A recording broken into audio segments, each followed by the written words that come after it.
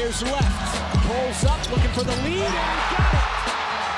Jaylen Williams, 2 seconds, 1:11.109. Now SGA probing, piercing, spinning, hanging for the lead, and SGA knocks it down. The Thunder finally get the defensive stop, and SGA puts them in front. I'm Jaylen Williams. You're listening to Topic Thunder.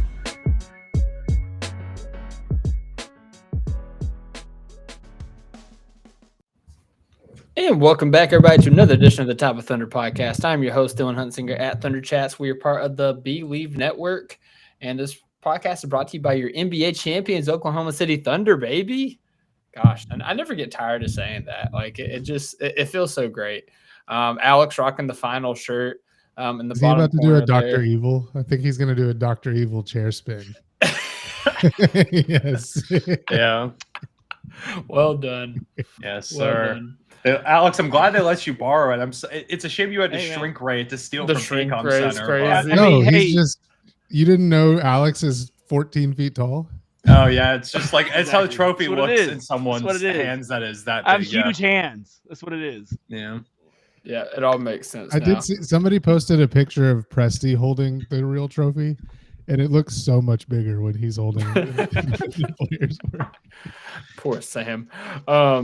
Yeah, no, I just gotta say, as we was like, introing the pod and like getting into it and watching the intro video, I just gotta say I can't wait to see what Tierney cooks up for the video going into next season. I was just gonna say it feels run. so outdated now with us having won a championship. Look at Alex being responsible, putting it back in. Yes, sir. Yes, sir.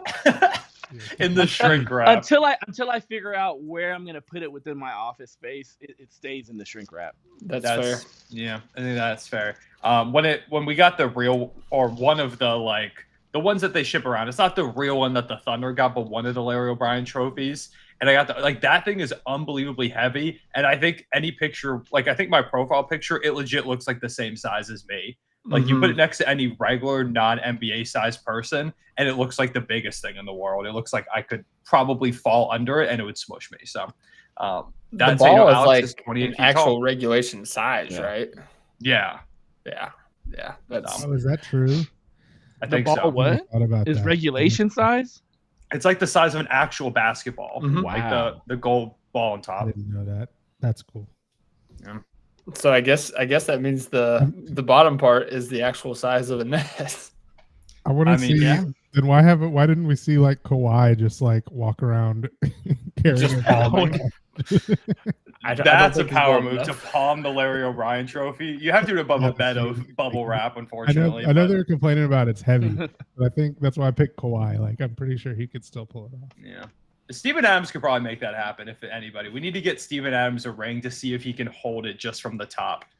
Stephen would too. Like that's Yeah. absolutely something Stephen Adams would do. It's like Steven Look at Adams this might fight. eat. He might eat it.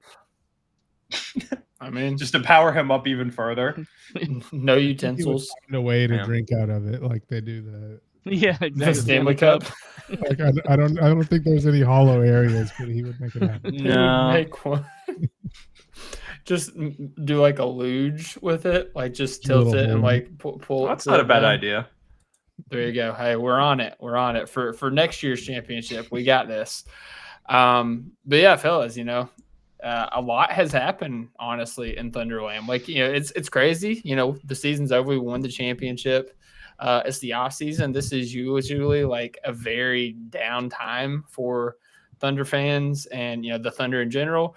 But this past week has generated a lot of news. So, I mean, without further ado, let's get into it. Starting it off, I think we already talked about Shai's max contract, but this week, Chet Holmgren signed his max deal. What was it, a 5-year, up to $250 million deal? And then Jaylen Williams followed suit shortly after that with a 5-year, up to $287 million contract.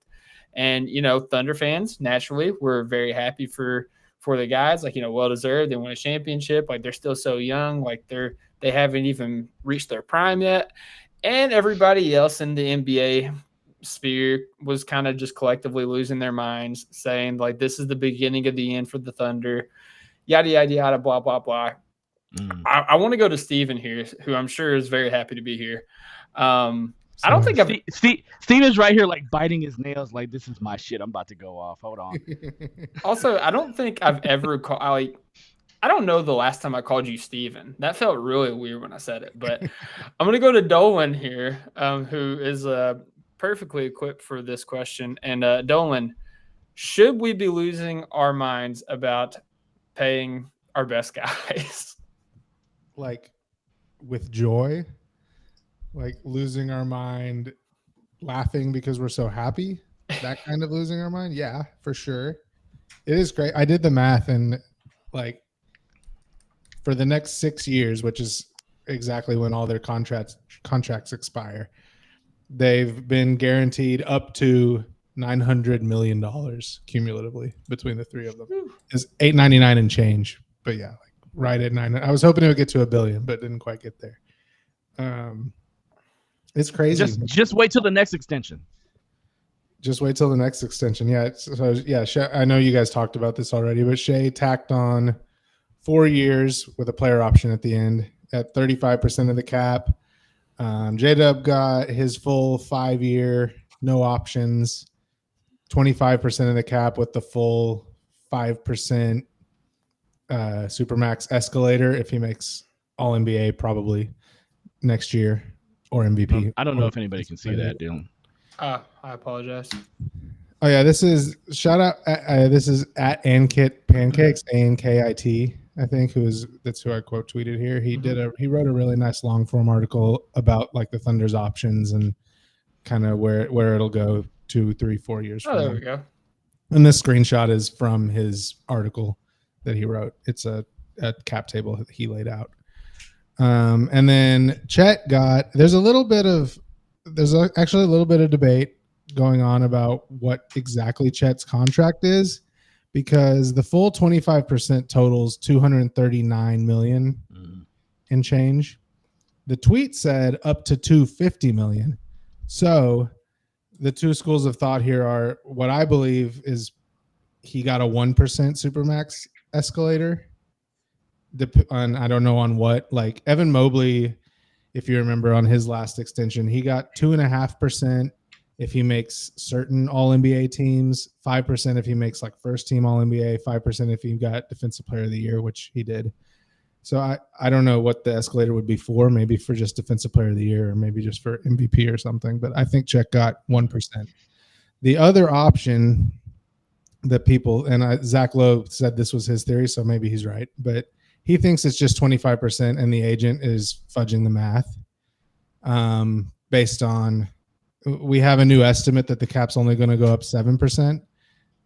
Zach Lowe's theory was the agent was just using the 10% figure because it made it sound better. But if you do that math out, it only gets you to like $247 million at a 25% max. So either it's a 1% escalator or the agent is being dishonest about the math and is bad at it, which is possible, I guess. But so regardless, not a full escalator for Chet, either 1% or 0% escalator. So that's nice. Little cushion. I guess we should all be hoping that Chet takes the All-NBA spot this year if there are two to be had by the Thunder. I mean, it sounds like from the injuries and stuff, there might be more than a couple available options. Although I wonder, I'm sure we're going to rest guys. I'm sure. I think I saw that it's fully guaranteed. I think they said that that Jets thing is fully guaranteed. So it is. We know 25% fully guaranteed is like the minimum it can be. Yeah. Now it's just like, is there a bump or is it just flat 25%? Mm-hmm. Yeah, and it's funny because people, like leading up to this, the inevitable Chet Holmgren contract, a lot of people were talking about like, oh, I hope there's like a incentive for games played or something like that. And as people have pointed out online, the way that the NBA awards are laid out now, where you have to play 70 games in order to be eligible. 65, sorry. Was it 75 or is it 70% of the season? Is that where I got that? I don't know. 65 games. All right, 65 games, whatever. I'm in off-season form. But yeah, where you have to play 65 games, that's basically like a minimum games requirement anyways. Like, so like whenever you have those incentives to like, what is it? But if he doesn't have those incentives, or if he only has 1% of them, Yeah. then it's not even that. Well, hey, I mean, The thing about I saw some people saying that too, and the thing about the games played incentives is usually like when you think about Zion's, it's like if he plays under a certain amount of games, they have the ability, like it's non-guaranteed is usually how that works. oh, And the only time that's going to come up is if he gets like so hurt that they want to cut him. And that's that's not going to happen. I mean, like the odds, he could have like the most disastrous knee injury at the beginning of next year possible. And I don't think they would just straight cut him. They would try to get him back in a year and a half, like, yeah, so, especially because he's young. I'm like, Yeah, in exactly. retrospect, like, Dame, like he had an injury and the Bucks wanted to get out from his contract and he's older. So, they granted him that. But yeah, with Chet, like it would pay off to wait. Those types of things are also a lot more for players that have these like degenerative conditions, or it's not like, like Chet fell and broke his hip. Like that was just a crazy freak type of incident, or like the foot injury he had is nothing that it has long-term effects. He hasn't had an injury that has these long-lasting effects. It's not like, you're seeing someone's knees kind of break down, or like their body clearly can't hold up and it's like kind of the same thing over and over. It's not at all the case for Chet, which is why, I put out a TikTok, Instagram reel talking about how like people were crazy for saying that Chet was overpaid and this and that. And a lot of the comments were like, oh, but he's never available. And I was like, he's played every single playoff game. Like he missed part of the season with a broken hip. Like it's not like he, and has really fast, by the way. Yeah. From a broken hip. Like he came back about as quick as you can imagine. I mean, he came back before right at the trade deadline after breaking it, after like 10 games into the season. That's not long at all to return. So he was able to come back in pretty good time. It's not like he's got these like, a lot of bigger guys you worry about the foot or the knees, like those legs, kind of lower body, like injuries that consistently pop up. Hasn't had anything like that. So I'm not concerned whatsoever. And I mean, really the people that are saying it's an overpay, I think for the most part are looking at the box scores. Like there were some podcasts, I can't remember what it was. And they were like, wow, like 15-8 now in like the finals gets you like that was Kevin. Money. That's Kenyon Martin. Oh, was it Kenyon Martin? Yeah, I don't remember who it was, but it's a lot more than the numbers when you take a look at all the impact metrics with Chet and the net ratings and how the Thunder perform with and without him on the court. Like, and also whenever you get a rookie max, it's always potential based. Like, for example, Jabari Smith Jr. got a good bit of money. Is he worth that right now? No, but there's a real world where he is worth that type of money, and that could turn into a bargain. And if Chet reaches his potential, especially by the end of that contract, I mean, going into next season, I think he's going to be like the 38th or like 37th highest paid player. It's something like that, somewhere around like the bottom of the 30s, top of the 40s. That's like all-star. I mean, depending on how the rosters go, less than all-star money. There's only 12 all-star spots. So to pay Chet Holmgren only that much money at 23 years old, that's a bargain. I think people just haven't quite caught up to what NBA money looks like quite yet. People still see like $30 million, like, oh my God, they gave him so much money. Mm-hmm. Like that's very normal now in the NBA. Yeah, and I think a lot of people like failed. Like I think most people would agree in saying that Chet Holmgren is at least like bare minimum, like a top 30 player in the NBA. And if he's making, what'd you say, 40 or 39, 38, something like that. Yeah, let me check. I'll check exactly what I think it starts at 41 and 44. I think it's 42 the first year. Yeah, I'll check. I'll look at the highest paid players. Oh no, yeah, and yeah, I was talking about what Kellen was saying, like his rank in terms of like the most paid in the NBA. Yeah, next season he's going to be the 35th highest paid player in the NBA. 35th. No, next season at 13 million. Next season he's going to be like. Oh, sorry. First year of his contract, of the new contract, he'll be paid $35 million. Sorry. Or 35th most in 26-27, which is 2 more years of development for Chet. Like, it doesn't even kick in until after next season. And that's not accounting for other guys who could still get extended for higher amounts of money, or their contracts are currently set to expire. Like, LeBron, for example, that season isn't ahead of him yet because he doesn't have a contract figure for that year. Like, that's going to probably drop down into the 40s. And for Chet Holmgren, like that's perfectly fine value. I would say a bargain, especially if you consider the trajectory of where he can and will ultimately go. So it's pretty funny. Like, it's not funny. I mean, it kind of is because he signed his contract, but it's also like not funny because he's a much better player. Ousmane Dieng is making more than Jaylen Williams is next year. I mean, Yeah. one player's the Finals MVP. I mean, that's That's true. Dub dropped 40 in the finals, but Ousmane Dieng Finals MVP. I can't lie. I mean, hey, those are facts. I mean, hey, the first year of their extensions, they'll be making more than Shea, Dub, and Chet. Yeah. Oh wow, that's crazy. Yeah. You mentioned, Cone, you mentioned these are the people saying this, and it goes back to people who are talking about the Thunder's future cap situation in general. There are basically two groups of people who are, sounding the alarm about these things. The first are debate shows on which they are obligated by the format of the show to have someone argue the other side. Yeah. Or else the show doesn't work. Like, I'm sorry, I don't think Nick Wright's heart was in that argument.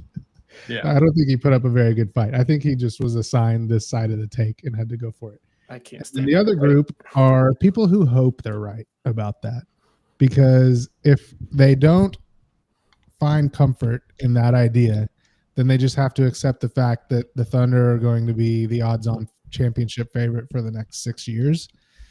And that doesn't feel good if you're a fan of another team. Lakers. Feels good to us. Yeah, I mean, I can. That's kind of my thing. It also feels like the second apron has just become this boogeyman buzzword in NBA circles, and people don't really understand how it works or what it means. I think they just saw that the Celtics got blown up because of it, or in part because of it, not all because of it. I mean, if Jason Tatum didn't get hurt the way that he did, I don't think we see quite as expansive of a teardown that we're seeing with the Boston Celtics.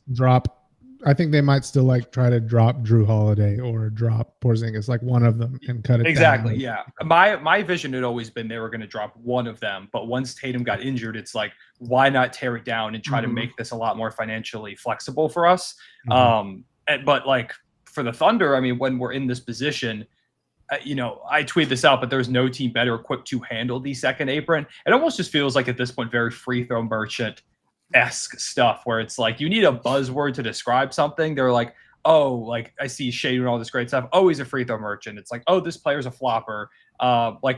Team pays someone a lot of money. Oh, second apron. Like, I don't think if you ask any of those people what the second apron is, they'll be able to tell you truly what those restrictions are or how they impact the Thunder. And I mean, if they're willing to pay the bill, like really the only issue is the repeater tax with the Thunder. That's when it really gets. If they said that, if instead of second apron they said luxury tax, I would be a lot more like, I don't know, respectful. I get it. Yeah, I get it. Yeah. But I mean, even with that, like if you're able to dip out, like you can get away from the repeater tax. Like there's ways around it. And if our first round pick moves to the back of the draft, who cares? We have like 4 other first round picks a lot of years. It's not like we're ever planning on using that first round pick in any legitimate way. It hurts a little bit, I guess, if it was instead going to be like 29 or 28 if we had like the second or third best record. But it's a team set up to be the best in the NBA or one of the best record wise for years. So it's I do kind of wonder if that pick thing might matter to Presti a little bit, because it's the pick 7 years from now that gets frozen. So like any pick that gets frozen is going to potentially be after the run, when he might want to tear it all down again. So maybe that matters to him a little bit. But I think when you lay out like Pancakes did on that chart you just showed a few minutes ago, like you can really see a pretty clear like progression about how this is going to go over at least the course of the next 3 or 4 years. So this year, totally fine. Not even in the tax. Gravy. Same team. Run it back. The year after that, if they want to duck the second apron one more year and delay that a little bit, then it just is hard. They have options. Yeah. Just Hartenstein has to walk, and then they duck the second apron in 26-27. The year after that, they probably have to make a decision of picking 2 of the 3, Caruso, Dort, Queso. That's probably what happens after 27-28. And then after that, like, I don't know. By that point, you would hope that you've hit on a couple draft picks or Sorber or Topic. Like you probably need a couple guys who are on affordable contracts to really sustain it with depth. But you could we're not talking about the second apron until 28, 29. Yeah. You just make these cuts to the depth, and then you still have like functional depth through those years. You've lost 2 of the what are we 11 deep right now? So like not a huge deal. And then you need to replace it with rookies, so we have 6 first-round picks in the next 2 seasons. Probably need to hit on a couple of those for role players. Which is exactly why, it's a big reason why. There's nothing guaranteed, but like you if you need it, it's better to have 6 shots at it than 1 shot. Yeah, which is why I was saying the Thunder are in a better position than any other team in the league to be able to avoid the penalties of the second apron, get around the new limitations put in place by the CBA. And, that's part of why people are like, oh, the Thunder need to go in at this point and go in at that point. And we really never did go all in. I mean, we had Hart, Son, and Caruso, so kind of went in this past summer, but we didn't do anything substantial until the new CBA was kind of set in front of us. So we understood what we were getting into. Like that had kind of been the vision everybody could see with Presti, is that the last time, there was a CBA change, it kind of messed everything up or at least caused complications. And this time, kind of understand it so your enemy before you then have to try and walk through creating this team. And I mean, people for years were like, how could the Thunder not pay Russ and Harden and KD all at once? Like, how could they not pay James Harden and keep him? And then these are the same people that are like, how could the Thunder pay their big 3? And this one won a championship, So it's a damned if you do, damned if you don't situation. And I do think Dolan said a lot of it is out of fear. They're like, oh, it'll be fine. This Thunder team will blow up because the second apron, right? That's how that works, right? They won't be able to hang around for that role. Yeah, they were hoping that the salary cap experts were going to be like, yeah, that's correct. They're going to have to get blown up because XYZ made too much money, blah blah blah.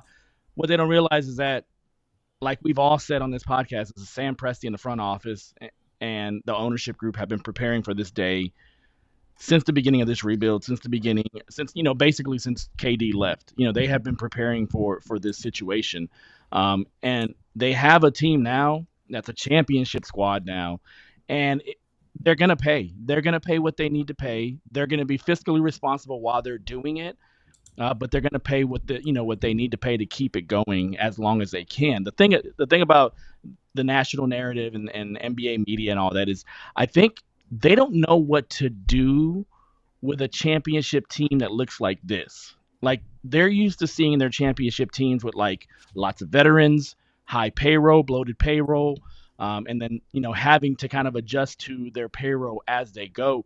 They're not used to seeing a championship team that's so young, that isn't very expensive at the moment, and that they know that's going to be more expensive, but trying to say, okay, you got your championship, but this is how it's going to break down. A lot of media, a lot of the way media works is very negative. And so looking at something and trying to find out how it's going to break down whenever it's built up to the point of a championship is what they're going after now. And so a lot of the things that you're hearing, a lot of things that you are listening, are reading is, how is this team going to break down? Because that's what's going to get hits. That's what's going to get clicks, is how is this team now that's on top going to get toppled down, back to a rebuild, back to a small market rebuild, like it should be and like it used to be.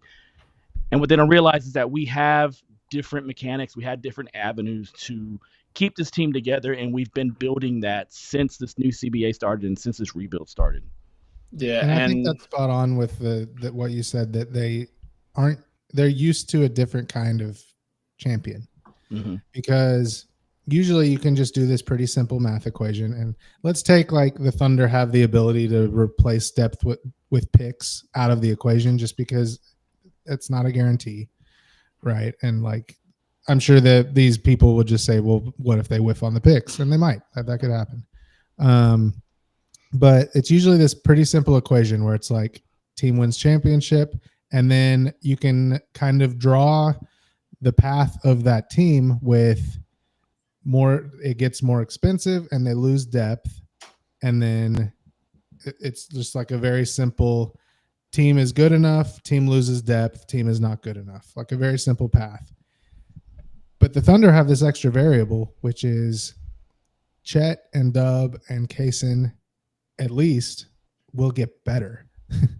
Like, and if people are doing it like with a very simple, the Thunder barely won the championship. So they're barely the championship level team. If they get any worse, then they're not going to be good enough anymore. Right.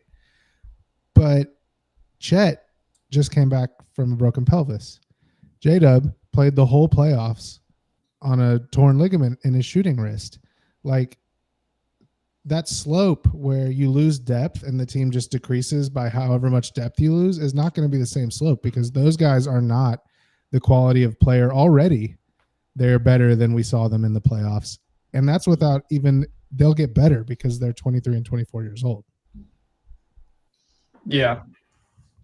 And also, like, you know, kind of going back to like what Colin was saying about, you know, the same people that were complaining about, you know, Presti and ownership not wanting to pay, you know, Russ, KD, and Harden. You know, they're the same people complaining about these contracts. Like, even back in like the Russ PG era, like Presti has shown that they will pay what they need to pay if they feel like they have a team that can compete. Like, I don't remember what the numbers were, but I remember everybody was freaking out about being in the luxury tax back when we had Russ PG and Carmelo on the team.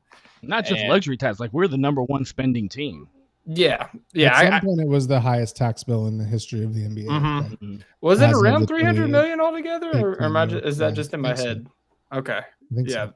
I was trying to find it because like that number just like stuck out in my head, but I didn't want to say the wrong thing. But yeah, like they've shown that they will pay if they have a good enough team, and this is a team that just won the championship. This is a team that's bringing everybody back. Like, if it comes down to it, like in the gloom and doomest, like most part of like the world, like in which we have to bring everybody back. We can't shed we can't shed these salaries. Like, if they have to pay what they got to pay for a season or two, I think they might do it, because, you know, we went through the rebuild. We saved a lot of money during COVID and then in the rebuild time, and we just went through this finals run, and it was like ticket sales, concession sales, like all these things, all this publicity, all this marketing, like they've been stacking bread this year, and like this is just the beginning of the run. And you know, you go on a couple more finals runs, it's going to be, you know, that times 2, that times 3. So I think that if the world were to end tomorrow and like, you know, we're just like stuck with the roster that we have like for the next like, okay, that didn't make any sense world with them, but you know what I mean. And we're just stuck with the roster and we can't, you know, shed these guys, and we're stuck with the salaries as it is. It's just like froze. They're going to pay, and they'll have the avenues to pay. Yeah. How about this for a take? If we know one thing about Sam Presti, it's that if he has a young team who's up for extensions and he doesn't think it's a sustainable group, he will not continue with that group. We have direct evidence of this.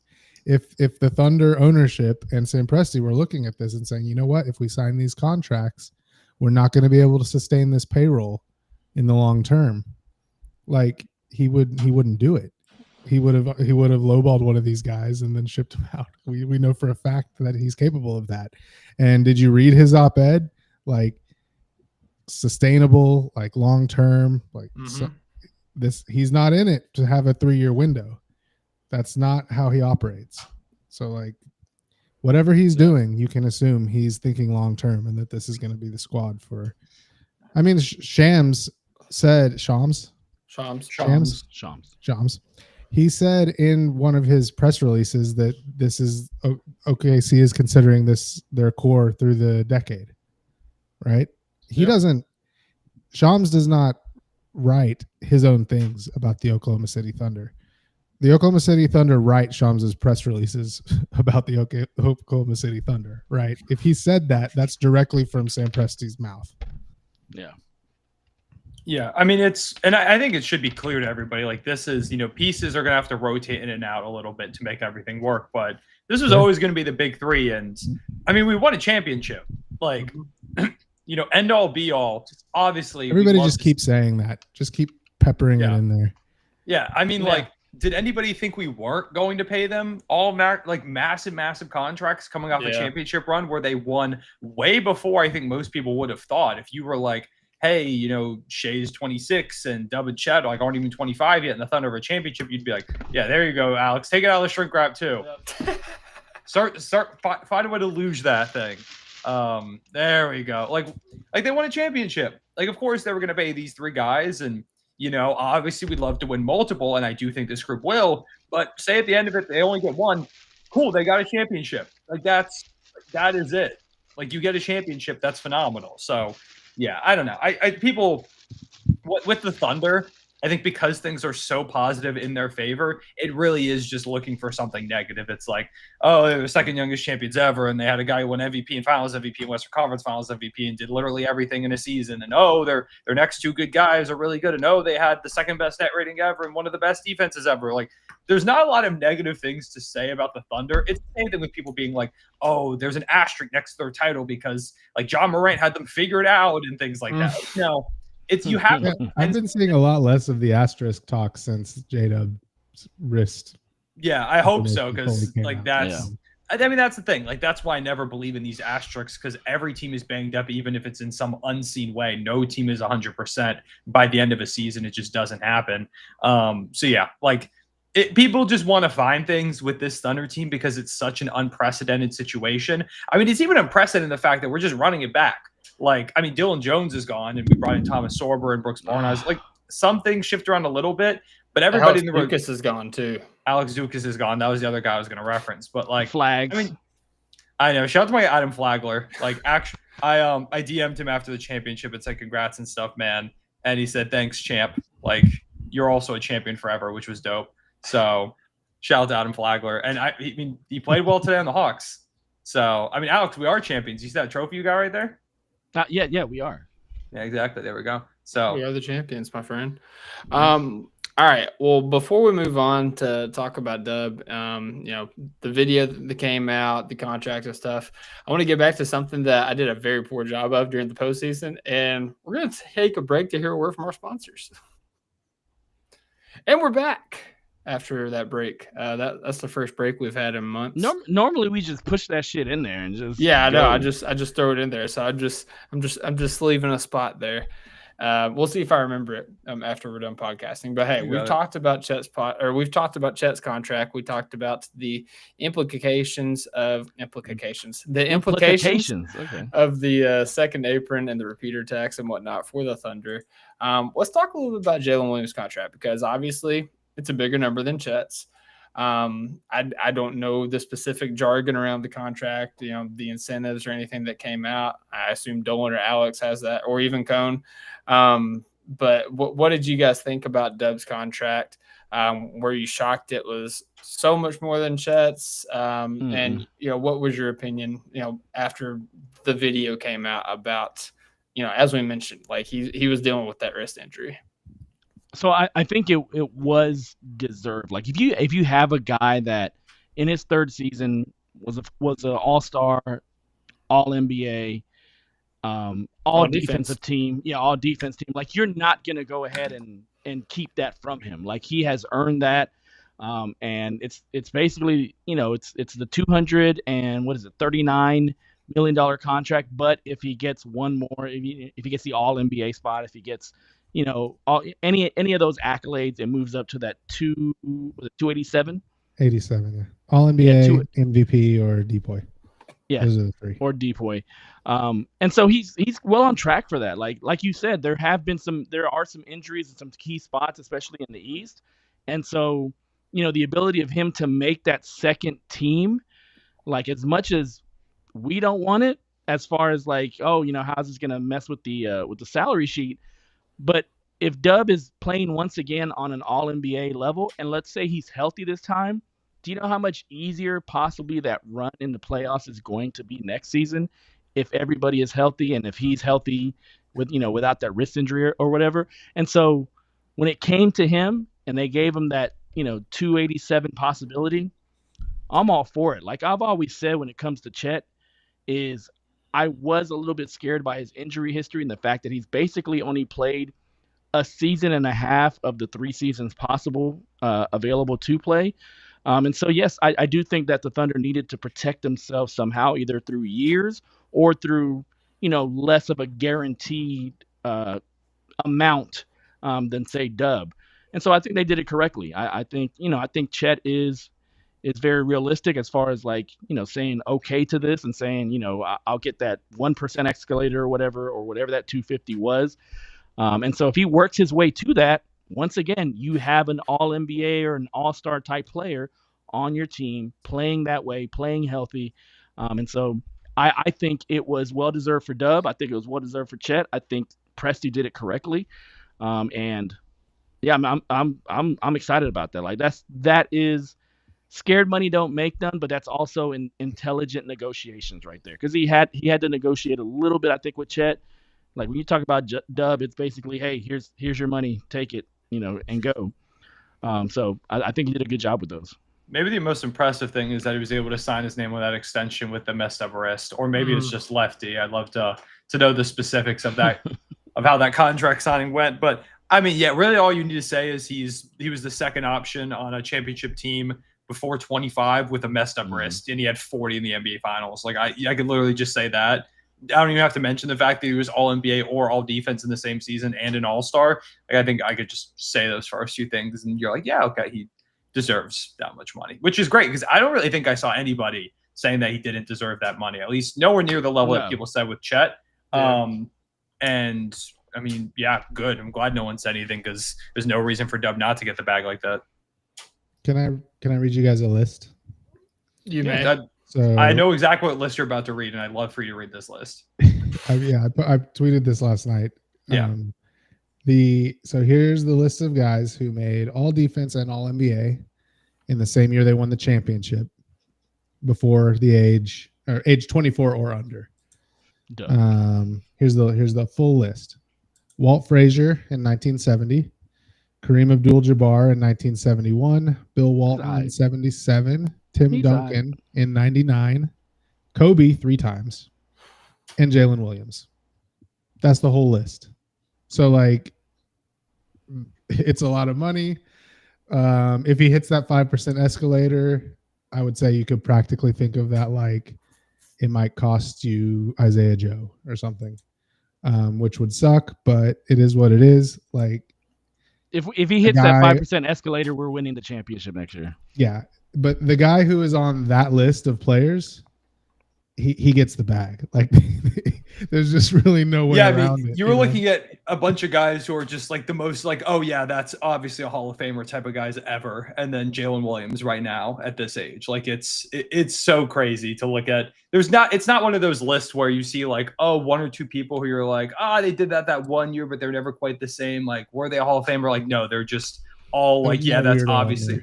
Yeah, that's a bunch of top teners right there. Yeah, it's just a bunch of Hall of Famers. Somebody asked me, what if you take off the age of that, and so it's just all NBA and all defense and a championship in the same year? And I'm not going to say how many, but it's in increasing order. It's a Draymond. longer list, obviously. It's like 22 or 23 guys, but Jordan, Pippen, Kobe, Duncan, Havlicek, Shaq, Walt Frazier, LeBron, Kareem, Joe Dumars, Hakeem, Moses Malone, Ben Wallace, Jerry West, Wilt, Draymond, Anthony Davis, Giannis, Kevin Garnett, Jaylen Williams, Bill Walton, Willis Reed, Larry Bird, Dave Cowens, and Kawhi. Like even just that list with age aside, that's like, I don't know. Those guys are probably all in like the top 40 of the NBA 75 or whatever came out, maybe with the exception of Ben Wallace. No, Ben Wallace was great, man. I mean, he's probably in the top 75. I don't think he's in that upper echelon of Hall of Famers, but I don't know what he went like all three depoys or something. Yeah. 4. Yeah. So it's a good list. And again, it's a list where every single one on there's a Hall of Famer. Like, there's not a single non-Hall of Famer on that entire list. All of them.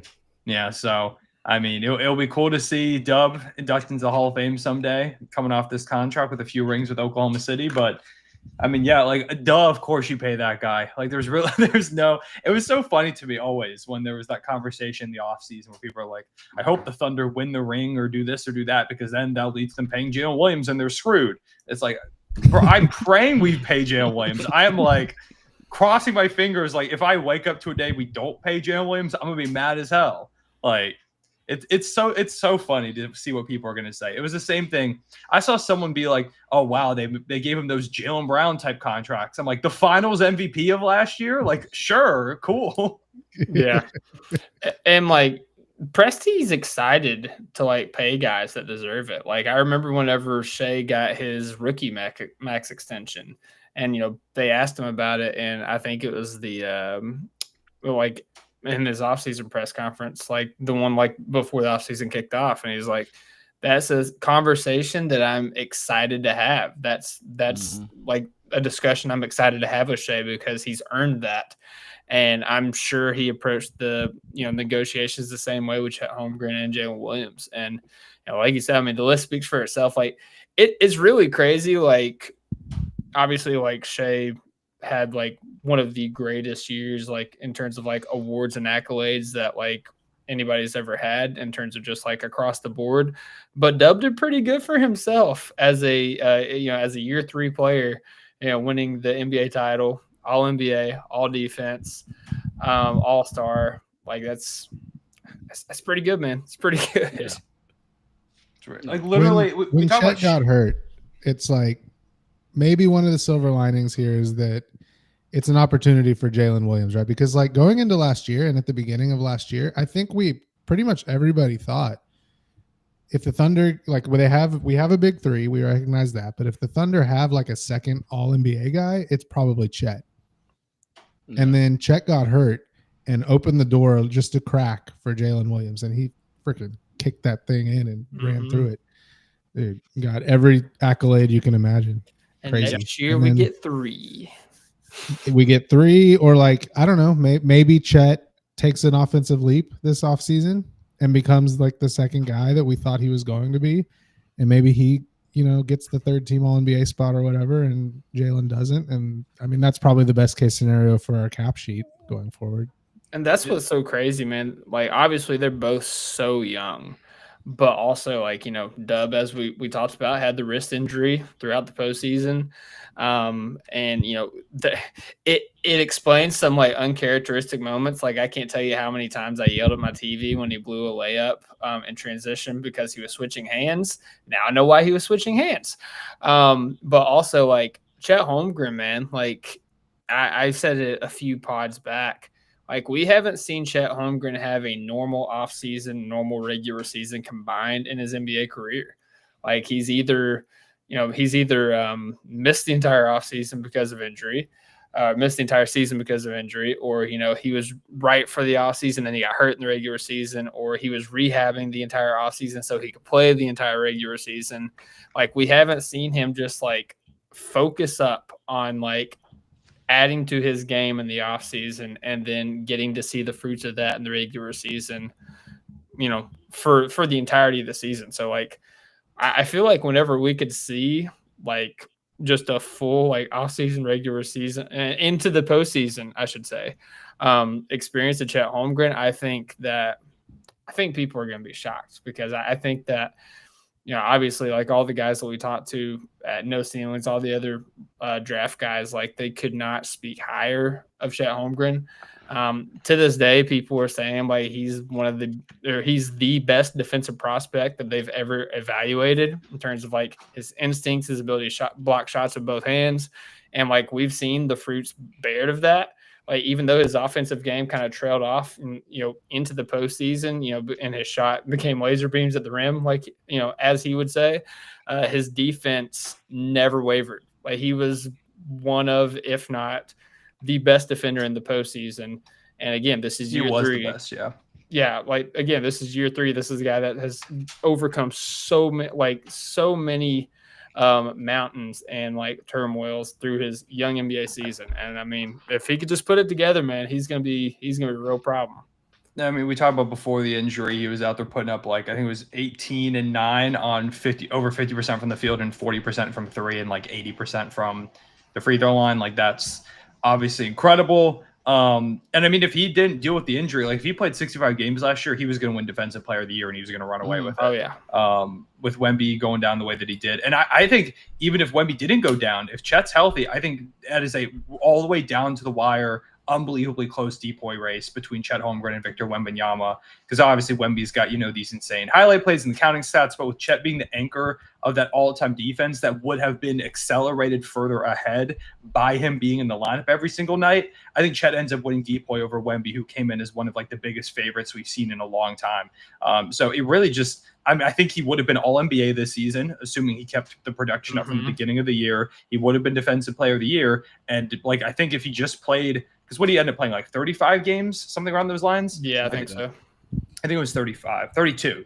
Chet Holmgren plays 33 more games, then I think everybody's talking about him far, far, far differently, because they'll realize, and I mean, we all know it. We know what Chet's capable of, and he is a I'd say top 3 defender in the entire world at this point. Top 2 rim protector. It's like him and Wemby at this point. It's, and he's also, not to mention, you ask any single fan what they want from their team at the big position. What are they going to say? Good defender, stretch big in the modern NBA. We have both of those in a 23-year-old guy who has so much upside in Chet Holmgren and just was like the third piece on a championship team. Why would you ever not pay that guy as much money as you could? It's mind-blowing to me that people ever thought we weren't going to pay Dub and Chet. Yeah. So also, Dylan, your guy Reed Shepard's going to come just short of a 5x5, by the way. Oh, wow. That's crazy. Yeah. I thought I'd let you know. Blocks? He's got 27 or 28, 7, 4, 5, and 3. Yeah. Wow. That's amazing. Shout out Reed. Yeah, he wishes he was Chet Holmgren. I love that guy. I think I don't know if he set the steal record at Kentucky or if he came just short of Rondo's record, but yeah, I mean, he's unassuming defender, but he gets stocks like crazy. Anyways, back to the Thunder. Talking about another white guy at Summer League, we have not got to hear his take from Dolan. Stephen Dolan, you've now seen 4 games of Nikola Topic hoops in the Summer League, both in Utah and Vegas. What are your thoughts? What are your excitements? What are your concerns? Let's hear it. Well, I think it was really obvious at first that so not only is he a guy who hadn't played basketball in 13 months, he was also coming, playing his first basketball in 13 months, coming from an inferior, basketball league to NBA athletes. So I think it was really obvious for the first few games that, and still to a certain degree, that he's adjusting to how fast the players are. Like he's trying to shoot gaps that aren't big enough, that close too quickly. He wasn't aware of how quickly they can slap the ball away if you dribble into traffic. He thought he could just like go in there and kind of dribble around in there. Some of the passes that he's tried where, the gaps are too small or the court is, not as big as it seems with the athletes out there. But I think as he's adjusting to that, like it's obvious that the passing is going to be like a day one skill, like his ability to create and his ability to find the open guy and move the ball already there. I believe in the shot. It just looks pretty. Like it's just such a small, compact shot that's repeatable every time. He hasn't shot a good percentage, but I'm really not that worried about it because he seems confident in it and it looks good. But I'm no shot doctor. But I think if he can get the turnovers under control, like that's just kind of the big glaring thing that's making it to where I don't think he could play for the Thunder on day one. But if he can get that under control, then I think he can contribute right away. It's amazing how physical he looks at his age. Yeah. Like he's not bouncing off guys. He's knocking guys out of the way. There was that one really impressive for a 19-year-old. That one finish that first game where he bodied up and then kind of stared at the guy on the ground, like after he bodied him out of the way for the layup. I don't think it was Jaylen Wells. Who was it? It was Fleming. Okay. I think. Yes. Or no, For Fleming sure. might be the one that he fell over or that he made fall over. With the Maybe. crossover. Yeah, but I mean, like I think it'll also help out too with the turnover issue. Just when he's playing with the guys and there's more respected and better spacing around him. Absolutely. As well as I think screening is a big thing for Topic too, like someone to create space for him and get the defender out of his face. We don't really have a lot of great bigs on this roster, like no super helpful bigs for him in that regard. You're being very kind about the bigs. Yeah, I think probably a full quarter of his turnovers are just like balls that should be caught and just are not caught. That is also true. Like people, look at the box score and stuff, but there are a number of passes where, and also I like that he's being aggressive too. Like he's having some turnovers, but like having an aggressive, opportunistic playmaker is something the Thunder don't have really. Like we're more so safe a lot of times. I feel like with our playmaking, we'll make some decisions that's a little overzealous, like it happens. But I'm cool if Tobic wants to rifle some crazy passes left and right, and sometimes it might not work out, but it might create extra opportunities that typically we don't hit the window of. So, I mean, yeah, I think he's been really solid out there. The passing turnovers don't bother me because, like I said, a lot of them are just going through guys' hands. But if they're not, it's him trying to create something. The ones where he's getting it stolen from him while he's dribbling, like there's no upside there, and I think that's just something he's going to have to get better at. And I really just think it's an adjustment to like how quick the other team is, that he's already getting better at as we go. Yeah, and we just saw it there, but that swing pass was so sick a moment ago where it gets swung over to the corner and then kicked back up to, I think it was Youngblood who hit the three at the top. Oh, yeah, that skip pass he did Malavi, or how do you say his name? Malevy. Leon. I think Malevy. Yeah. I think Malevy Leon. Malafay. Oh yeah, I think it's right. Yeah. Yeah, that one. Like that's nuts, bro. That's great. Like we see some of like Dub and Shea will throw some of those sometimes, but to go ahead and have the confidence to do that there. Also, immediately from day one might be our best lob passer. I know. The lobs. He had that one lob in transition to it. Might have been Leon's in the first game. Yeah, where he just did the kind of very quick, like shovel, like underhanded kind of pass. And I was like, oh my God, man, the lob opportunities that we're going to get, it's going to be so nice. I'm really sad. He did one in Utah. He did one in Utah in transition to, was it Ward? I think it was for a dunk. I think it might have been. Yeah, just yeah. Best lob passer on the team just from the start.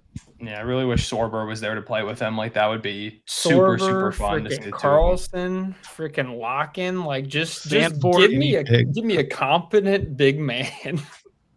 I mean, it's not like we're on our fourth string summer league big, and it's not so much that like you put some Locken or Locken, however you say that, he was never going to play. He didn't even play last game. Like we're he's hurt. He's not going to play. And Sorber was never going to play. They're both on the roster, but they knew they weren't going to play. So it's not like it's actually that many strings down. But like when the guys were signing up for the OKC Summer League team, these are guys who thought they were going to be fourth string bigs on a Summer League team. Yeah, sure. These are guys who were available for that position. Yeah, our whole center position on this team is very much the tweet that's like, just accidentally became important at my job and I hate my life. Like that's kind of the whole way our center position has gone this summer league. And I mean, it's the way it goes. But yeah, man, I really would love to see Sorber out there, just someone with a lot of size and like a big body, because he's like 270, 280. It said on the like he's a big body. He's looked his passing. Topic's passing has looked the best when the Thunder are small, and it's not because of the spacing or anything. Like the spacing is the same. They're ignoring all the same guys on the perimeter. It's because just whoever would be a power forward and is playing can just catch it and shoot it quickly. Like can just like put it up on the glass immediately or jump up and dunk it instead of like taking forever to load up like some of the centers. Yeah, and we talk about like in the postseason, like people like went gaga over like Luka Doncic's like skip passes and like how the advantages that he was creating with being able to like draw the defense in, find that one open area all the way across the floor and skip past it like right there in the pocket. And something Shea got a lot better at. Shea absolutely improved so much as a playmaker in all areas, but also skip passes. Dub has improved in that area as well. But you talk about a guy that does it effortlessly, like with very low level players around him, with zero spacing, with no bigs. just the English he puts on some of these passes, the zip he puts on them, and again, just hitting the Serbian guys. he puts on some of them. Oh, I apologize. Yes. And, but just hitting guys like straight in the shooting pocket, like he's nuts, man. Like if he is able to, come off the bench and actually play, like Dolan said, like, clean up your turnovers, which I agree. Like the passing turnovers, I'm not too worried about because like I like a guy that's like, confident in his ability to pass the ball. And then the dribbling turnovers, I think those are going to go down just by having, better guys out there with you. Like he's not going to be asked to do as much offensively, or if he still has that role offensively, guess what? Like he's probably going to play a lot with Jaylen Williams, I would say. Like I think that he's going to be like one of those guys that come off the bench when Dub, had already been out and they're staggering Dub and Shea's minutes. Like I think that's going to continue because it's a winning formula. I mean, let's call it what it is. But, you bring Topic out there, you got another creator, and the defense has to not focus on him. They're focusing on, again, the guy just got paid $287 million, a guy that's in the same breath as like Hall of Famers and stuff. So I do think it will get easier for him when he's on the Thunder roster. I appreciate that AJ Mitchell is still out there because otherwise I think it could get really ugly for Topic in terms of like the attention that they're giving him and just like AJ is so good, man. Yeah, just completely taking him out of the game. But again, like Summer League, you don't want to take too much away from it. You just want to like look at the flashes and, kind of think about like how that will work with the team. And I think we've seen, every game, man, we're seeing flashes out of Topic and on both ends of the basketball as well. Yeah, Topic is one of those guys that again, we have to remember he hasn't played like any basketball in like a year. It's been a long time for him, and he's, less than 20 years old. Also, with Summer League, always, it's cool to see guys go off, and like I think that is a sign for certain players. Like, yeah, they can really thrive here. But Summer League is kind of more. It's like mostly for like bucket getters. Those are the guys who are mostly going to play in Summer League. For a playmaking guard, it's a lot more difficult, especially when you consider these teams like haven't practiced at all like together. Like the Thunder have a little bit more continuity than some of these other Summer League teams, but still, Topic. He didn't get to play. Like he was hurt, so didn't get to really practice with a lot of these guys. So yeah, Summer League as a whole, you can take with a grain of salt, except AJ Mitchell, who's gonna probably win MVP next season and maybe get All NBA as well. If they let him get both, I think they'll probably leave him to one.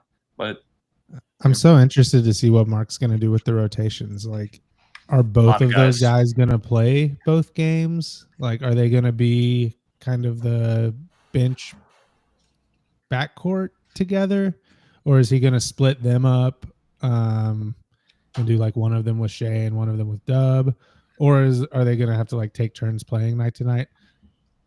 I'm just so interested to see how that works. I'm also curious with Queso, who we did a lot more on-ball stuff with him this season. Like, does he stay? Because there's now like AJ and Topic can handle the ball, and like there are guys that you want to, test out how it looks with their hands, but how much is Queso still operating with it in his hands at times? Because there was some success there, and it seemed like we really tried to push the envelope with that. I don't know.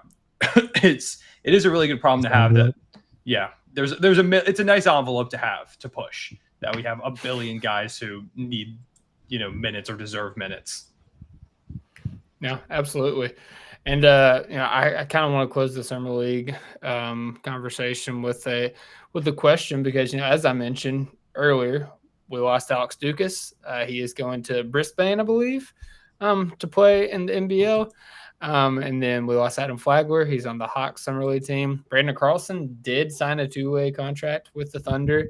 It's presumed that Brooks Barnheiser is probably going to get one of those 2-way contracts, and he's a fun player. He's definitely like a high energy guy. Getting rebounds and stocks offensively. Like he's got something to work on. But hey, at least he's out there trying and hustling. He's got to figure out his shot. But I've really enjoyed Brooks Barnheiser. Like he's an amazing rebounder already. He's a good defender. There's somebody I follow on Twitter at Polar Fall, who does some draft stuff, and he works for the Stepien, and he's from South Korea. but I've just always thought he's really smart, and I didn't even know, but he's like all about Brooks Barnhizer. He told me that he thinks he's going to be Kenrich Williams with Caruso's hands. So like, I don't think I could be more excited about a role player than that. So I don't, Such a crazy hybrid to imagine. I know, and I don't know if he'll be that. Like, if he can't figure out the shot, then I don't think he'll make it, frankly. But if he can figure out that one thing, then I think we could love him like as much as the Northwestern people seem to love him. Yeah. Also on that note, Dolan, like my first tweet when he got drafted, I tweeted out Thunder legend Brooks Barnhizer with some of his highlights, and like the Northwestern men's basketball team page liked my tweet. Like Northwestern loves some Brooks Barnhizer. Dude, their fans will find you. You tweet anything about him, and they just must be. I mean, maybe it's on their For You pages, but maybe they're just like searching his name, because you will just have a swarm of Avies that have purple in them, just liking everything you say. If you put his name in, they love him. And you could put his full name, you could put his last name, you could put his first name, and they will find you. Call him Barney. Barn animal. They're just into purple, maybe. Yeah. There's some connection there. Yeah, I said that. I said 2 weeks ago I didn't know who Brooks Barnhizer was. Today I would die for him, and I had a slew of people in my comment section just like, "Welcome to the experience, hardest working man in the NBA, toughest guy in the league." All these awesome things. But yeah, I mean, like you said in the tweet, like I've never seen like a fan base just like gravitate to just conversations about their alum like Northwestern has with Brooks Barnhizer. So I mean, hey, if nothing else, that's very telling of, again, his hustle, and also like his off court, like, the guy that he is off court, drafting people, not players, once again. What did you say that word for people who graduate from somewhere? Alum. Interesting. Aluminium. I think we were gonna go. You were trying to move it to the two-way discussion. Yeah. So we talked about Carlson, talked about Barnhizer probably getting that second two-way. That third one's up for grabs, and there's some candidates. I think that there's a leading candidate, and I think that Master Blaster talked about it right here. What do we think of some Chris Youngblood? And I love Chris Youngblood with everything in me.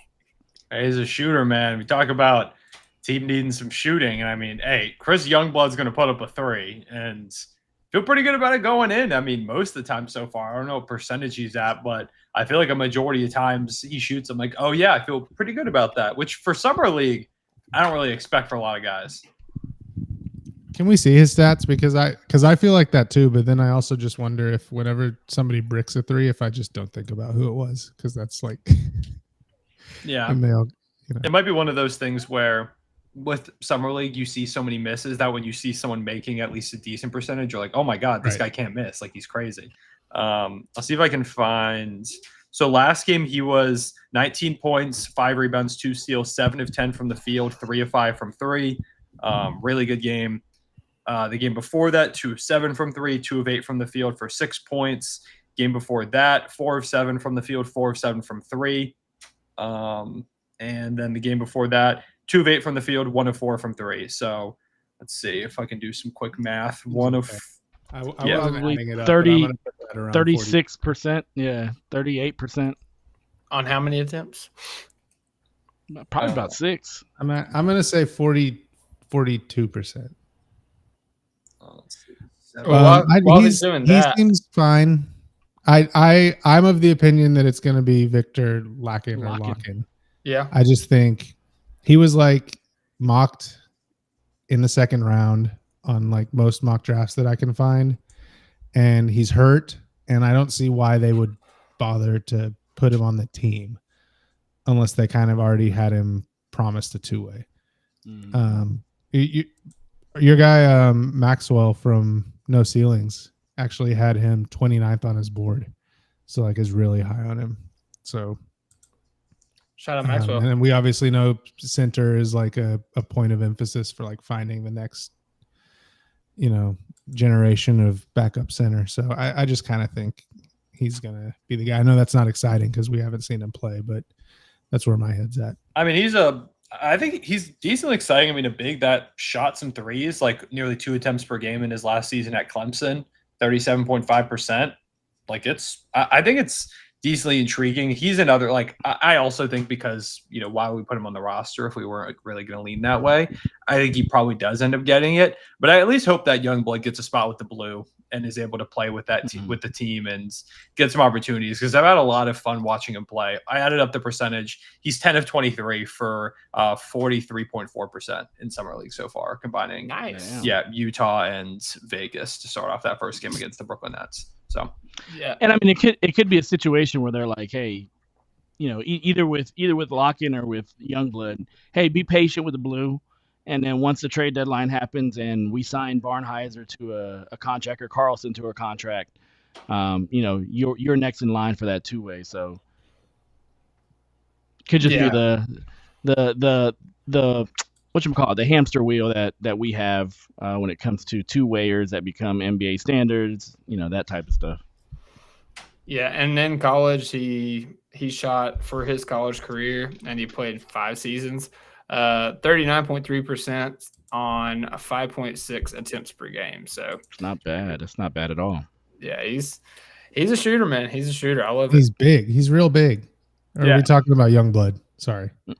Youngblood? I was talking about Youngblood. I'll look up Lock-in stats too. No, Lock-in for his collegiate career, 31.8%, but hardly shot in his first 2 seasons.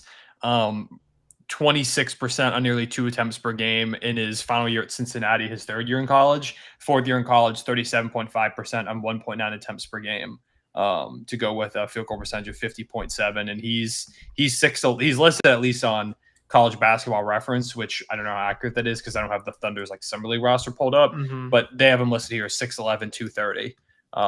So nearly a 7-footer. I'll see if I can find our summer league roster to see what they have him listed there.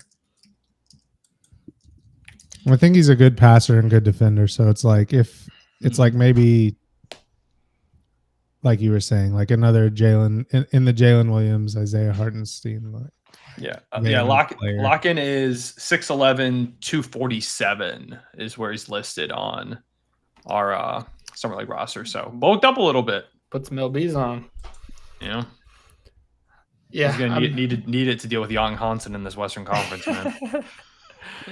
Yeah, I would be fine with either one of them. I will say about Youngblood, he's not just a shooter. Like he's willing to go to the rack. He's been good in transition as well too. So he's been fun. Also, just talking about fun summer league player.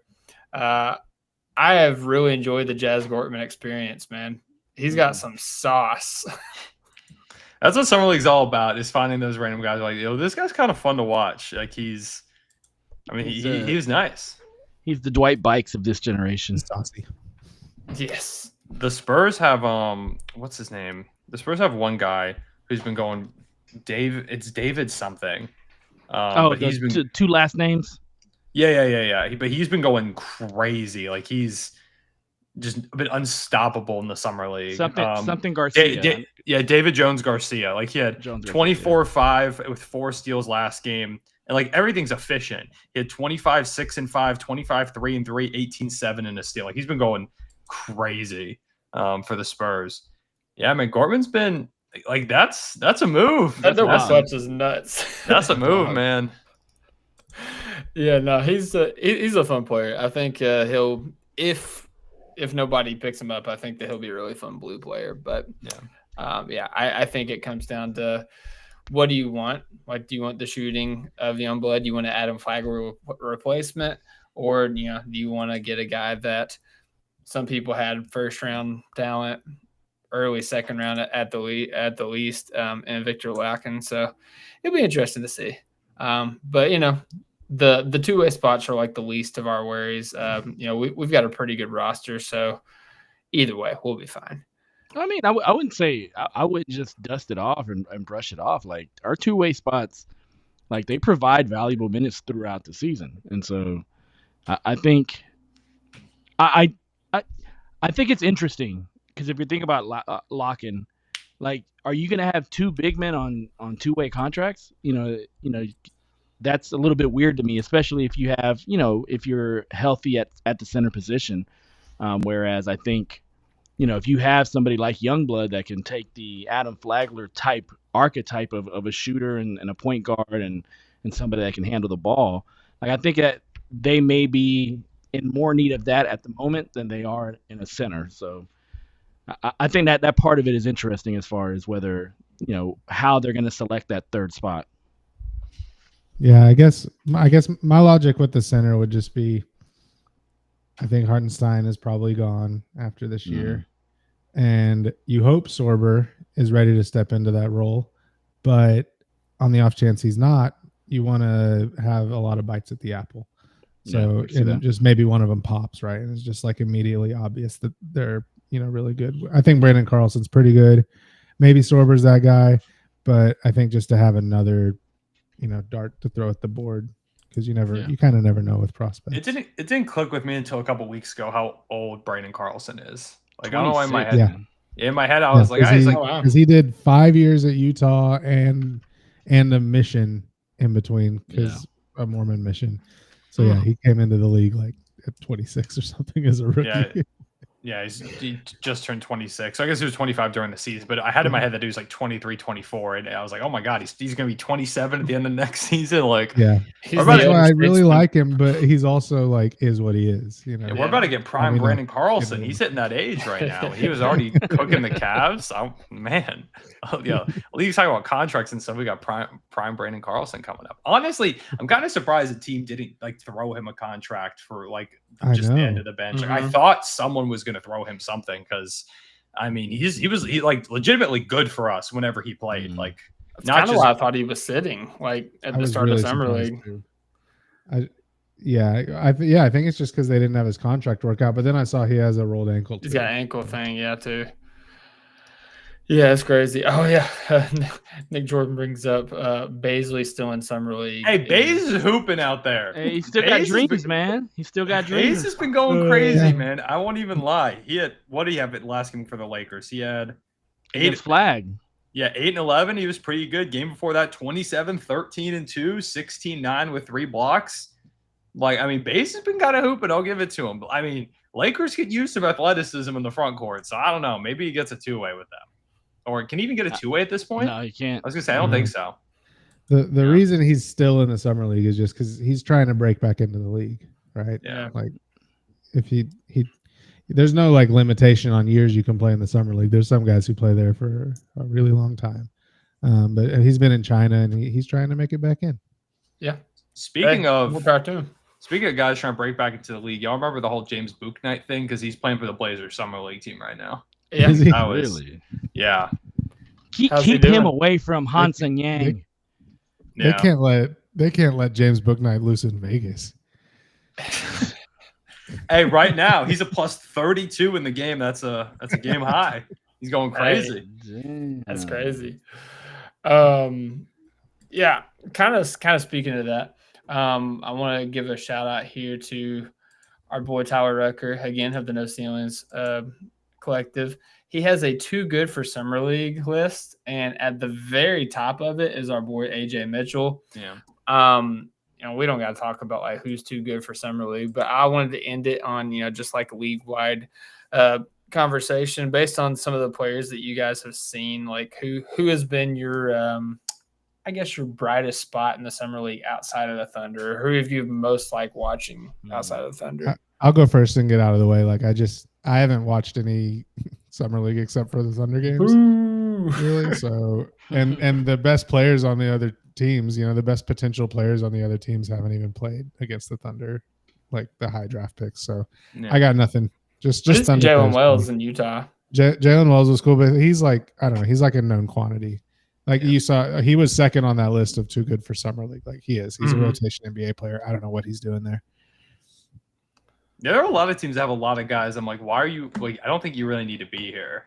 Like, I was shocked that. I mean, I guess like I was just shocked Alex Sarr was playing right now. Like, I think he could use some of the minutes, but number 2 overall pick. Like I thought, honestly, he'd just probably be sitting for this. Usually those really high draft picks just kind of go one and done. Yeah. VJ Edgecombe, I mean, we spent like the end of last podcast literally just watching him hoop. Like, he was so nuts. I was a believer in him, going to like very, very high on him, and he looked absolutely awesome. I'm really disappointed that he wasn't able to play the game against us and hasn't played since that first one because of the injury that he's dealing with right now. Carter Bryant was nuts defensively last game. Like, he's super, super fun on that end. Ryan Nembhard was really good for the Mavericks. I mean, apparently there's like, it's crazy. I know they're related, he and Andrew Nembhard, but it is actually like insane how close their games resemble each other, with Ryan just being a little bit shorter. But like the form kind of looks similar. The way they find shots in the mid-range is very similar. I mean, I swear the whole Nembhard family can't miss a mid-range bucket if they tried. Like, he was a lot of fun to watch in that game. Yeah, I mean, there have been a number of guys. I've actually been watching a lot of Summer League. Kobe Brea, like Dylan's guy, was shooting lights out in that Phoenix game. Ryan Dunn was pretty solid for them. Liked a lot of what Maluat showed. The Wizards as a whole, man. I mean, like, you can tell Trey Johnson, Will Dawkins came from. Yeah. You can tell Will Dawkins came from like the Sam Presti tree, and that like they, you know, have kind of similar philosophies, because I love what the Wizards are doing. I think the Wizards are building a really fun group over there. I think there's a lot of fun talent. And Trey Johnson, yeah, first Summer League game, he's throwing the ball off the back of someone's leg to get himself an open look at the rim. Like, I saw that. That was an accident. He was trying to pass it. I'm choosing to believe it was on purpose because of how quickly he reacted to the ball bouncing right back. That's what I'm choosing. Bounced it like off his calf or something. Like, he wouldn't go off the calf. He would go off the butt. I don't know. Maybe he's just a calf kind of guy. He's like, if ands or buts. He's like, I'm just gonna get my bucket here. But he was a lot.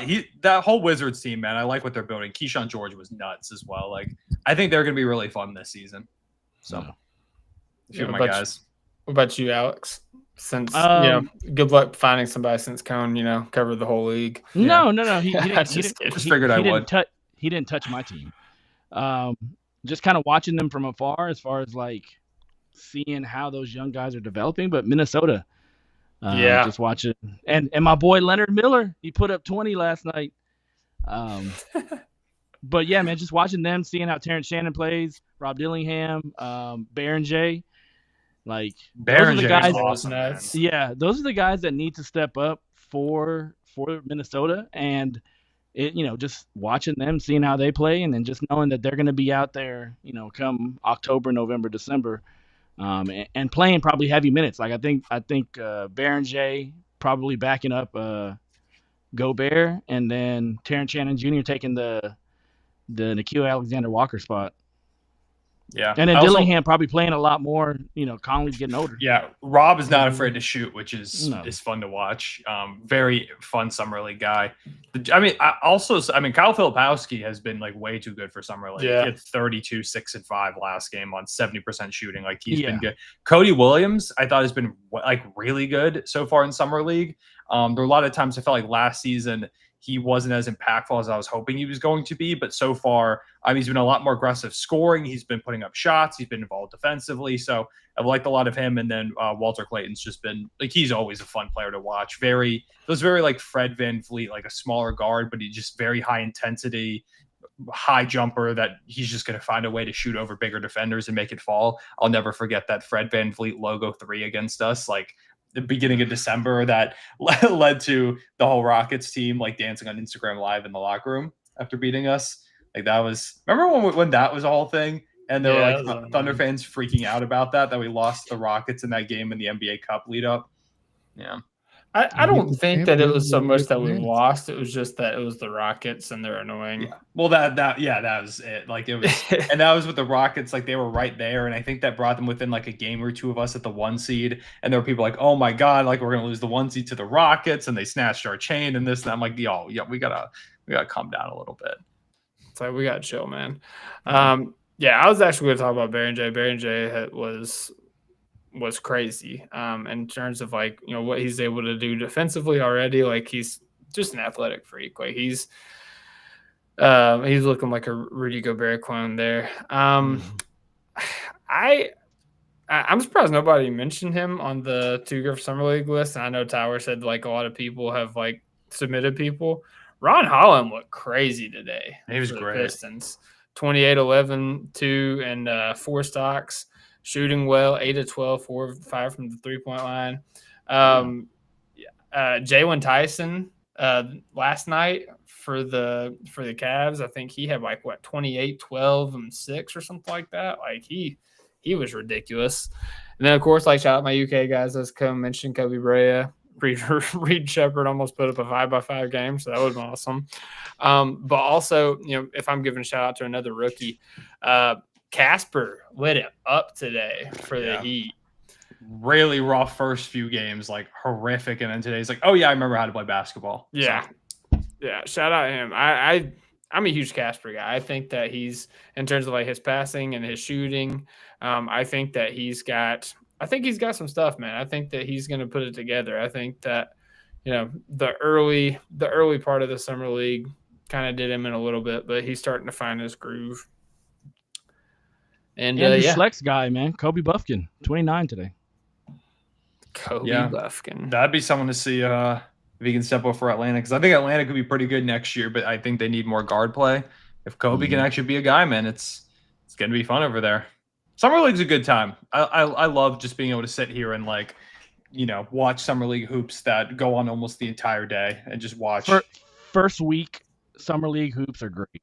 Second week, Summer League hoops, hit and miss. Too much. It's really, that's always when I've gone to Summer League, I tell people, go for the first few days. The first week, through the first weekend, a lot of fun. Then a lot of the top guys start to sit. And it's you don't got to be around anymore. I also just don't really like Vegas as a city, so it makes it a lot more annoying. It's really hot. I've got no interest in sitting in a casino for a million hours, and Vegas is just it's not really.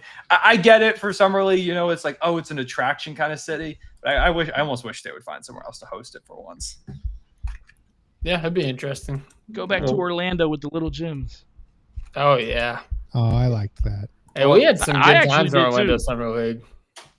What was it? I saw Paul George highlights in that small Orlando gym a few days ago, and I was like, "Damn!" That's what's fun. They have the smaller gym at Vegas, and that's my favorite one, where it feels like a high school gym. And when you walk in, you're on the same level as the guys, and you're like, "Oh my god!" These are giants. When you walk in there, there was. Yeah. I think last year I walked in, Donovan Clingan was playing there or something. I was like, oh my god, he's huge. He's 7'2", 7'3", but I'm like, oh my, he could literally just step on me and it's over. I don't stand a chance.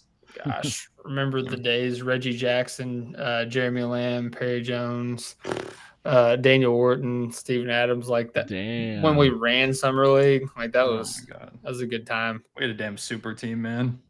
We had a super team a couple years ago too. We just pulled them all. Once we got to Vegas, Presti was I'm gonna get that Orlando Summer League title, and then from now on, I don't care about the tournaments in Summer League. Yeah, if only. But fellas, I think that's the podcast. We covered a lot. We talked about the Thunder's future. We talked about contracts. We talked about Topich a little bit. We talked league-wide Summer League stuff. I got one thing. Go ahead, man. I got one thing. So in that Jaylen Williams video where he talks about his wrist, so it focused a lot on his shooting.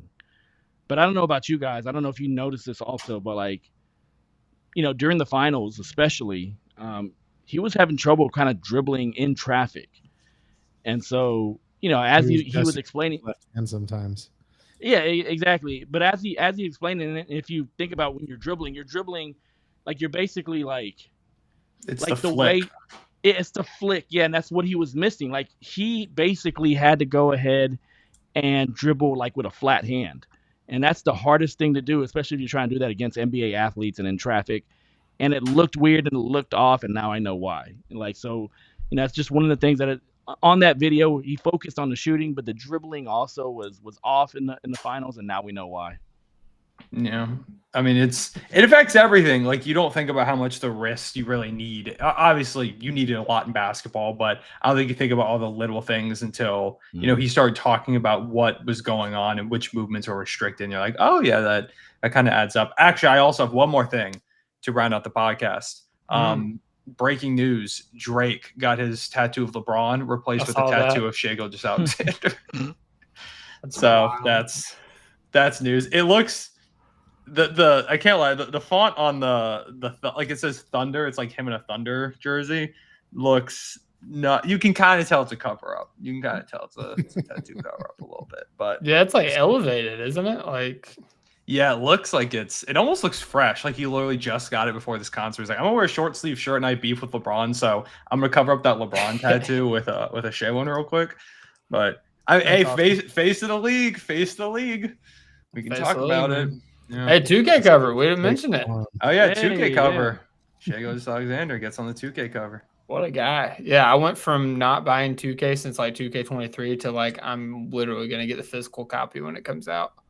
Yeah.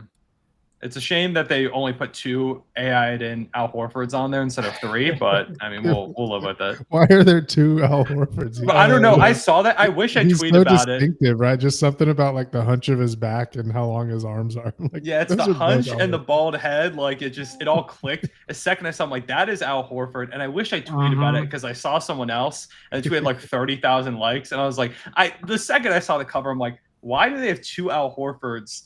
Like guarding him from both sides, like they're not sure what basket he's going to try and score on. He's like, he could score either one. I feel there are so many players they could have picked to put 2 of that I wouldn't have been able to tell from that silhouette exactly who it was. But that was Al Horford. It's just the same Al Horford rotated like both ways. Nobody's shaped like him. And then Luke Cornett is yelling in the background. Like people found that picture of Luke Cornett screaming. It's like, why is it Al Horford twice and Luke Cornett are the 3 players surrounding him? I don't know, man. And Luke Cornett's also like screaming from behind him. He's like further ahead. Al Horford like step up. I don't know, man. I don't know what's going on. Not ball. Yeah, and then also Luke Cornett and Sam Hauser's in it too. Like of all the players to have on the Celtics, like you have those guys. Yeah, and they blurred him out to like not, there was like plausible deniability, like, oh, maybe it's not this person, but you can tell it's Al Horford. When it is Al Horford, you can tell it's Al Horford. Like he's a Thunder legend. We know what Al Horford looks like. You can't fool us. Yeah, absolutely. Dolan, do you have anything that you want to add? One more thing. No, I guess the video about J-Dub's wrist, like if you haven't watched it, go watch it. It was one of the coolest like auxiliary bits of Thunder media that I've seen in a long time. It was so much information. And we're not used to that, so I was just like, I enjoyed that so much. I would love for that, a video like that of Chet's hip recovery. Like I would love to know. Like that, we got like a 30-second video or something of like him getting in that hot tub or whatever. And even just that much, I was like, oh my God, like behind the scenes. Like just the amount of detail Dub went into was insane. Like life of Chet. How many shots he got, like talked about what movements were difficult, reworking his jump shot, like how much it hurt when people would shake his hand. Like just so many fun little details. I don't want to just like recap it on here, but go watch it. It was amazing. It is Stop battling for the ball. Yeah, I'm over here dying because I looked up the cover again, and bro, just seeing the 2 Al Horfords is frying me. It's so funny, like especially because people found the exact picture of Al Horford from both angles, and to now picture Al Horford standing in this defensive stance on both sides of the court against Shea is so funny. Like he's low to the ground, like locked in defensively. And you just don't know what basket he's going to go. I mean, with the fact that the Thunder scored on their own basket yesterday, maybe it's fair. Maybe Al Horford knows something we don't. I don't know. He's ahead of the game. I didn't know that. I didn't know it's not. If you shoot on the wrong basket intentionally in the NBA, the points don't count. It's a violation. The other team just gets the ball. I didn't know that till yesterday.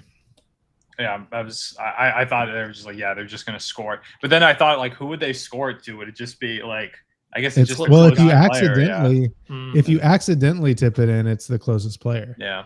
But they put the points on the board and then they were like, oh no, wait. And the refs huddled and were like, never mind, take the points off the board and give them the ball, because apparently you can't do that. Yeah. That's hilarious. Last thing I want to add is shout out Topic,